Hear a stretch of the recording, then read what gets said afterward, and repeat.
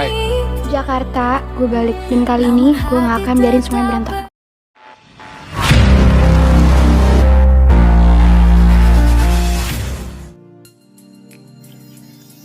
Malam itu Akila kembali menelpon tunangannya yang saat itu Harry udah pulang ke rumah nih. Pembahasan mereka masih berkisar masalah postingan di akunnya Fata. Nah inilah guys kenapa Zara selalu lebih memilih merahasiakan apapun pada Akila. Bahkan Zara sampai berakting seolah masih baik-baik aja dengan Fata. Karena Zara tahu karakter Akila tuh ya seperti ini. Akila kurang bisa mengontrol emosi. Bisa lebih senang, lebih sedih, lebih marah, ataupun lebih overthinking dibandingkan orang lain yang ngalamin kasus sama. Jagain hubungan Fata sama Jaya ya Her. Jangan biarkan mereka putus. Aku gak mau banget, ujar Akila nih guys, diiringin isak tangisnya yang cukup menyayat. Karena Akila baru aja dibuat terus baper ya dengan sikap manis Fata dan Zara saat acara makan di rumah Fernandes kemarin. Juga terakhir melihat mereka dengan mesranya gandengan tangan menuju gedung sekolah.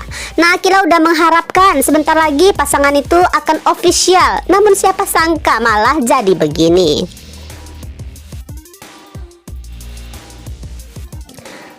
Apa Akila nggak sadar ya kalau dia pernah melihat Haruna? Nah guys, ini adalah suara hati Harry. Sebenarnya Harry pengen cerita ke Akila kalau cewek yang dipostingan Fata itulah Haruna yang pernah mereka lihat di studio balet, yang pernah Harry kasih lihat fotonya ke Akila. Namun Harry tahu ini bukan momen yang tepat karena Akila sedang sangat fokus pada curhatannya tentang hubungan asmara mantan dan sahabat. Sayang, kita nggak bisa terlalu ikut campur dalam urusan Fatah dan Zara karena tiap hubungan pasti ada suatu problemnya masing-masing dan bukan ranah kita untuk masuk urusan mereka kecuali mereka yang minta pendapat kita. Nah guys, semoga Harry bilang gini ya ke tunangan tercintanya.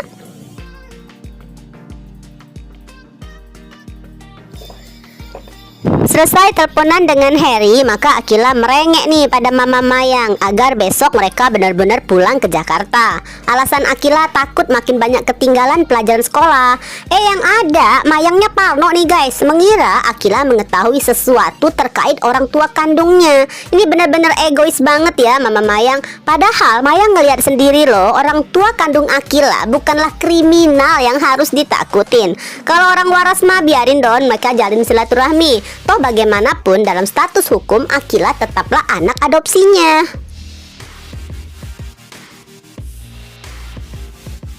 Apa Bapak memberitahukan Angelica kalau saya yang mengadopsi Akila? Nah guys, saking gak tenangnya Mayang langsung diam-diam telepon Leon. Ya pastinya lah Leon tahu kode etik perjanjian mereka. Di saat tersebut Lydia sempat mendengar papanya teleponan dengan ekspresi serius. Namun udah pastilah Leon memilih gak menjelaskan hal ini pada Lydia. Sementara di Jepang Mayang sudah merasa lega, identitas Akila masih aman dari ibu kandungnya. Maka dengan senyumannya Mayang mengabarkan hal baik pada Akila bahwa besok mereka akan pulang ke Jakarta.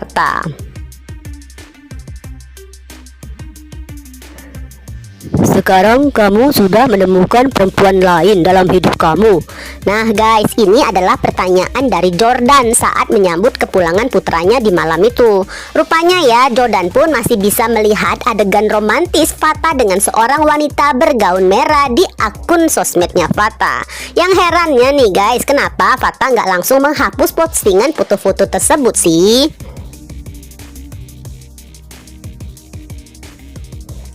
Aku dijebak. Nah guys, ini adalah jawaban Fata dengan wajah yang bersungut-sungut, kesel banget mengingat kejadian itu.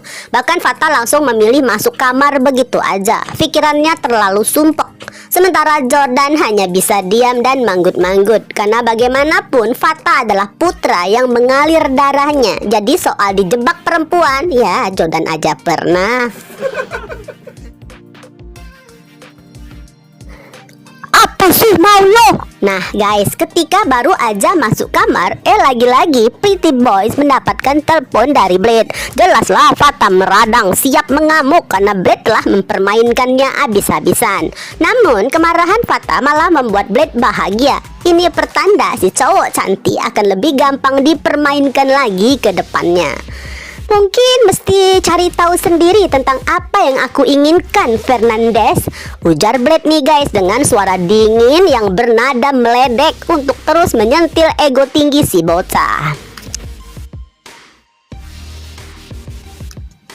Pembicaraan mereka selalu ya berlangsung singkat aja dengan pola yang sama. Fata hanya bisa menerima telepon tanpa bisa menghubungin balik nomor itu. Kemudian Fata coba menelpon HP Zara. Mirisnya guys, perasaan Fata harus jadi semakin kacau karena sambungan telepon hanya terdengar suara tut tut hingga berakhir tut tut tut. Ya, Zara mengabaikan panggilan telepon dari Fata.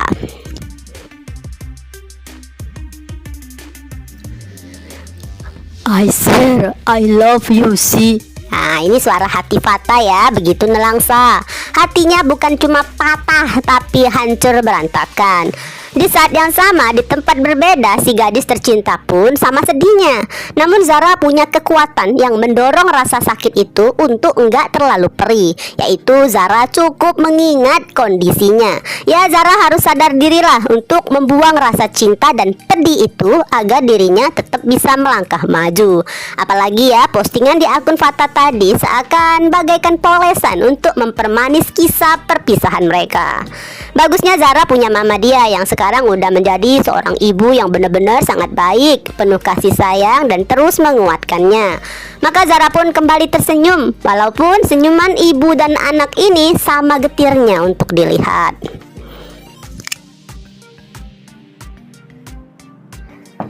Singkat cerita, malam pun berganti dengan sinar mentari. Cuaca pagi itu cukup cerah. Zara pun sudah bersiap dengan seragam batik hitamnya, perlahan membuka pintu ruko.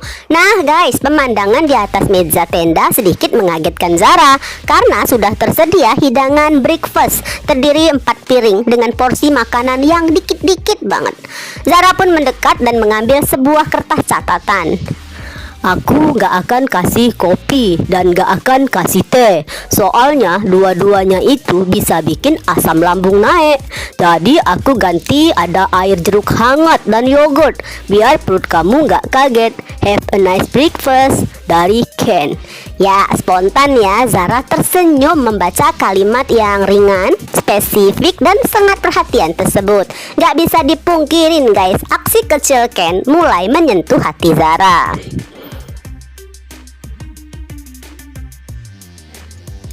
Gak ada salahnya kalau kamu mulai buka hati kamu pelan-pelan, Zara. Ini adalah ucapan mama dia guys. Ya, sering orang bilang tuh kalau untuk menyembuhkan luka patah hati harus mengisi hati dengan cinta yang baru. Hal ini juga karena mama dia agak keberatan pada pengaturan perjodohan Zara dengan salah satu keturunan Casarius. Tahu kan, Casarius sudah menghancurkan kedamaian keluarga Alferic. Nah, di sini ekspresi senyum Zara seakan siap menikmati momen yang disebutkan mama tadi. Gak ada yang salah juga kan dengan ini.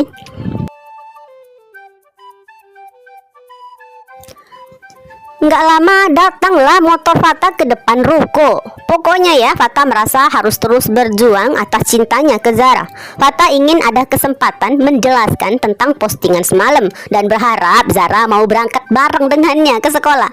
Namun saat itu Zara tengah fokus pada secarik catatan di tangannya, sampai-sampai Zara nggak menyadari kehadiran Fata.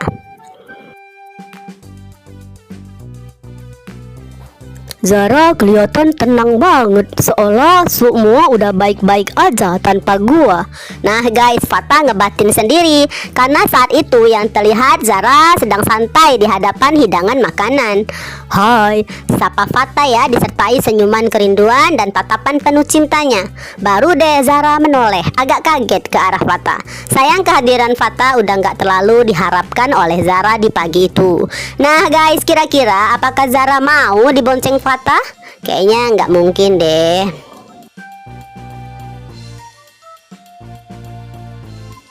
Sementara di luar negeri yang sangat jauh, Akila sudah bersiap dengan kopernya. Entahlah apakah Mama Mayang akan ikut pulang atau Akila sendirian aja pulangnya.